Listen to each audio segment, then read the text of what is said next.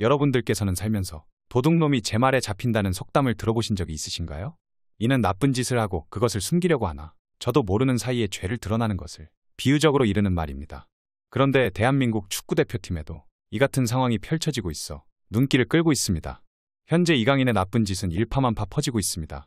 위르겐 클린스만 감독이 이끈 한국 축구대표팀은 지난 10일 폐막한 2023 카타르 아시안컵에서 요르단에 0대2 충격패를 당하며 준결승에서 탈락했습니다. 대회 내내 졸전을 거듭한 데다 요르단과 경기에서는 유효 슈팅을 단 하나도 기록하지 못하는 등 무기력한 모습만 보인 클린스만호를 향한 비난 여론이 크게 일었습니다. 특히 역대 최강이라는 평가까지 받은 선수들을 데리고 최악의 경기 내용을 보여준 클린스만 감독에 대해서는 경질해야 한다는 목소리가 큽니다. 이런 와중에 영국 더선이 한국 대표팀 내 심각한 불협화음이 있었음을 보여주는 보도를 했습니다. 영국 대중지 더선은 손흥민이 아시안컵 준결승 전날 저녁 후배들과 언쟁 과정에서 손가락이 탈구됐다고 전했습니다. 축구협회 관계자는 이에 대해 대회 기간에 선수들이 다툼을 벌였다는 보고를 받았다며 일부 어린 선수들이 탁구를 치러 가려는 과정에서 손흥민과 마찰이 있었고 이 과정에서 손흥민이 손가락을 다쳤다고 설명했습니다. 더선 보도와 국내 매체의 취재를 종합해보면 사건은 요르단전 바로 전날인 현지 시간 5일 저녁 식사 시간에 일어났습니다. 대표팀에서 경기 전날 모두가 함께하는 만찬은 특별한 의미를 갖습니다. 결전을 앞두고 화합하며 원팀임을 확인하는 자리이기 때문입니다. 그런데 이날 이강인과 서령우 그리고 정우영 등 대표팀에서 어린 축에 속하는 선수들 몇몇이 저녁 식사를 별도로 일찍 마쳤고 탁구를 치러 갔습니다. 살짝 늦게 저녁을 먹기 시작한 선수들이 밥을 먹는데 이강인 등이 시끌벅적하게 탁구를 치는 소리가 들려왔습니다. 이건 아니다 싶었던 주장 손흥민이 제지하려 했지만 이들은 좀처럼 말을 듣지 않았습니다. 그러자 격분한 손흥민이 이강인의 멱살을 잡았고 이강인은 주먹질로 맞대응했는데 이는 손흥민이 피했으며 다른 선수들이 둘을 떼놓는 과정에서 손흥민의 손가락이 탈구되고 말았습니다. 이후 고참급 선수들은 클린스만 감독을 찾아가 요르단전에 이강인을 제외해달라고 요청한 것으로 알려졌습니다. 그러나 클린스만 감독은 이강인을 제외하지 않았습니다. 이강인은 부임 초반 극심한 부진에 시달리던 클린스만호가 지난해 하반기 5연승 반전을 이루는데 중추적인 역할을 했기 때문입니다. 이미 지난해 하반기부터 이강인과 손흥민 등 고참 선수들 사이의 갈등에 골이 깊어지던 터였기에 이번 탁구 사건은 두 선수의 감정을 폭발시킨 것으로 보입니다. 요르단전은 이런 심각한 갈등 속에 시작했습니다. 손흥민과 이강인은 요르단전에서도 90분 내내 각자 따로 놀았습니다. 경기 뒤 믹스트존에서 손흥민은 내가 앞으로 대표팀을 할 수 있을지에 대해서 생각을 해봐야 할 것 같다면서 감독님께서 저를 더 이상 생각 안 하실 수도 있고 앞으로의 미래는 잘 모르기 때문이라고 말했습니다. 탁구 사건과 이강인을 계속 신임한 클린스만 감독의 선택을 놓고 보면 손흥민이 어떤 맥락에서 이런 말을 했는지 알 수 있습니다. 다만 대표팀 내 갈등이 이강인과 손흥민 사이에만 있었던 건 아니었던 걸로 보입니다. 대회 내내 선수들은 나이별로 따로 노는 모습이었습니다. 훈련장에서 그룹을 지어 훈련할 때 선수들은 같은 무리끼리 어울렸습니다. 조별리그 1차전을 대비한 훈련 때부터 마지막 요르단전 훈련 때까지 각 그룹의 면면에는 거의 변화가 없었습니다. 나이로만 분열된 게 아니었습니다. 해외파 국내파 사이에도 갈등이 있었던 걸로 보입니다. 토너먼트 경기를 앞둔 훈련에서 한 해외파 공격수가 자신에게 강하게 몸싸움을 걸어오는 국내파 수비수에게 불만을 품고 공을 강하게 차며 화풀이하는 장면이 취재진에 포착됐습니다.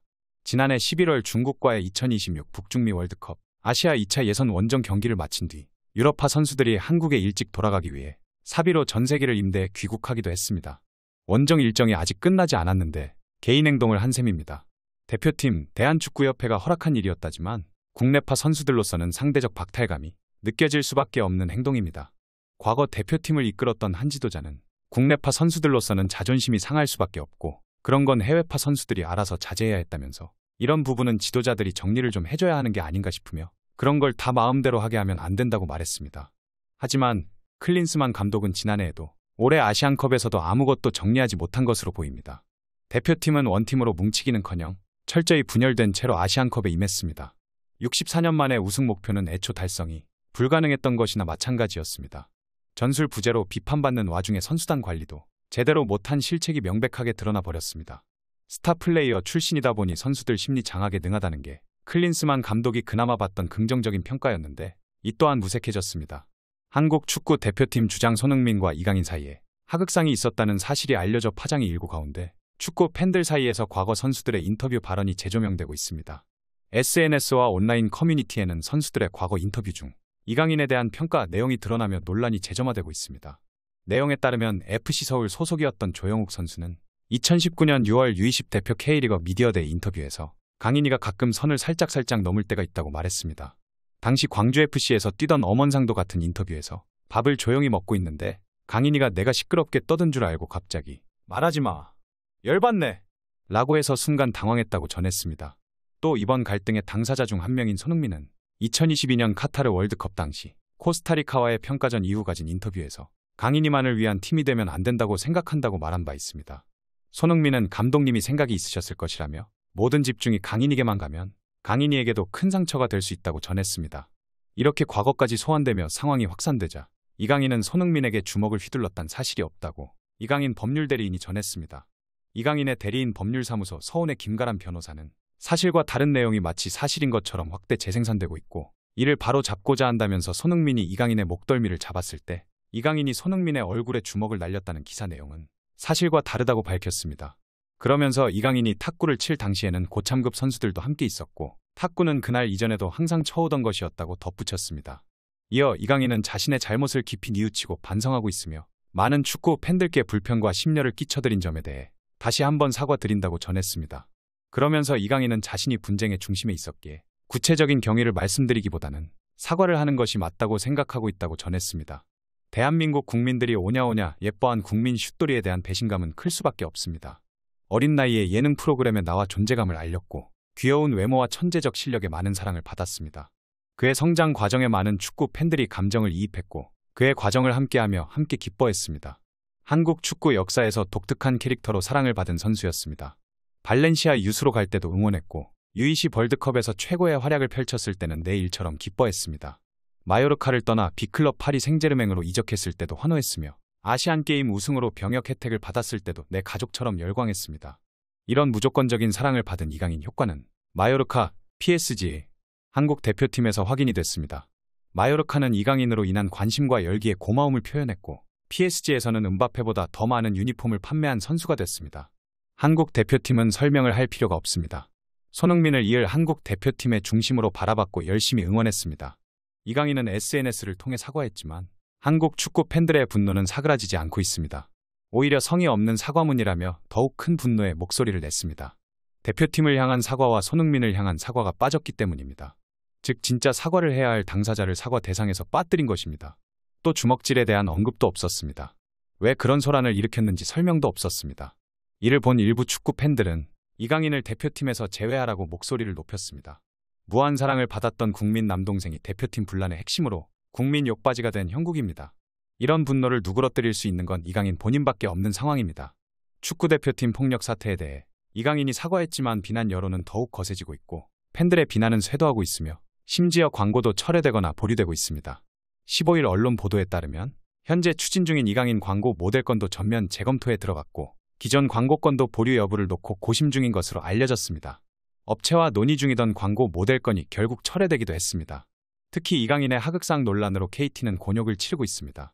얼마 전 KT가 공개한 광고 영상에 이강인 선수가 나왔기 때문입니다. 지난 2019년부터 KT와 이 선수는 후원 계약을 맺고 있는 상태인데 이후 KT 광고에는 이 선수가 지속적으로 출연 중입니다. 이에 축구팬들은 KT 불매와 광고 비공개 전환 등을 언급하며 분개하고 있습니다. 업계에 따르면 KT는 최근 공식 유튜브 채널을 통해 단독 공개 이강인 파리에서의 일상이라는 영상을 게시했습니다. 3주 전 공개된 영상은 이 선수의 인기에 힘입어 영상 조회수만 460만 회를 훌쩍 넘는 등 대박을 쳤습니다. 이에 축구팬들은 이 선수를 광고 모델로 기용한 KT에 대해 비판의 목소리를 높이고 있습니다. 실제로 KT는 이 선수와 후원 계약을 맺고 광고 모델로 꾸준히 기용해왔습니다. KT 입장에서는 가입자 등을 유치하기 위한 광고가 리스크로 바뀐 셈입니다. 이번 일로 이강인이 모든 것을 잃을 위기에 처한 가운데 과연 이번 사태가 어떤 식으로 끝나게 될지 귀추가 주목되고 있는데요. 개인적으로 제가 봤을 때는 이강인이 어려서부터 유럽에서 많은 차별로 인해 자기방어적인 성격이 생겨 이번 일이 발생하지 않았나 싶습니다. 예전에 이강인 선수가 훈련할 때 동료 선수한테 발길질을 당하는 모습을 봤는데 그런 일들을 겪다 보니 자연스럽게 본인도 모르게 나쁜 성격을 가지게 된 것 같습니다. 저는 오히려 이번 일로 손흥민이라는 사람의 그릇의 크기를 재확인했습니다. 손흥민도 어려서부터 유럽에서 많은 차별을 당했을 텐데 그는 반대로 모든 것을 사랑으로 승화시켰습니다. 소속팀에서도 자신에게 소리를 지르던 다이어와 요리스를 끝까지 챙겨줬고 이강인 선수에게도 먼저 손을 내밀었습니다. 이번 일로 다시 한번 느끼는데 손흥민 선수에게는 진짜 고마운 마음뿐입니다. 이런 커다란 분을 대한민국 축구계에 보내주신 아버님께도 진심으로 감사의 말씀을 드립니다. 그리고 이강인 선수는 이번 일을 어영부영 넘기려 해서는 안 됩니다. 당사자들에게 무릎 꿇고 석고대죄는 물론이거니와 앞으로는 새 사람이 되지 않으면 이강인은 더 이상 대한민국 축구계에서 없어질 겁니다. 이강인 뒤에 대한민국이 없어지면 이강인은 아무것도 아닙니다. 그 많은 유니폼 누가 팔아줬습니까? 그 많은 광고 어디서 찍었습니까? 군대 면제 혜택까지 받은 상황에서 믿었던 대한민국 국민들의 배신감이 큽니다. 더 이상 고인이 되어버린 유상철 감독님에게 부끄러운 행동은 하지 않았으면 좋겠습니다. 오늘 전해드릴 소식은 여기까지입니다. 페페TV 시청자 여러분은 어떻게 생각하세요? 페페TV는 여러분의 생각이 궁금합니다. 댓글로 여러분의 생각을 남겨주세요. 여러분 행복한 일은 매일 있습니다. 아무도 당신에게 상처 줄 자격이 없습니다. 다른 사람들이 아무렇게나 던지는 말에 상처받지 말고 오늘도 세상에서 가장 소중한 당신에게 잘해주기로 약속해요. 지난 시간 스트레스 받는 일도 많으셨을 테고 힘든 기억들도 있으셨을 텐데 행복하기 위해서 불행했던 기억들은 모두 의식적으로 버리고 좋은 기억들만 남기세요. 어떤 아쉬움이나 후회가 남는다면 그 또한 내일을 살아가게 하는 인생의 경험일 테니 너무 괴념치 마세요. 무엇보다 가장 소중한 건 바로 당신 자기 자신입니다. 소중한 당신을 한때의 부질없는 걱정과 고민들로 괴롭히지 마세요. 천천히 가더라도 포기하지 않는다면 언젠가는 도착할 수 있습니다. 어떤 속도로 걷던지 하물며 잠시 멈추더라도 항상 행복하기를, 가장 당신답게 살기를 응원하겠습니다. 올해에는 원하시는 모든 일들이 기적처럼 이뤄질 거예요. 2024년에는 더 많이 웃고 더 적게 울며 문득문득 행복하시기를 바라겠습니다. 가장 큰 성공은 행복한 당신입니다. 그럼 다음 영상에서 봬요. 감사합니다.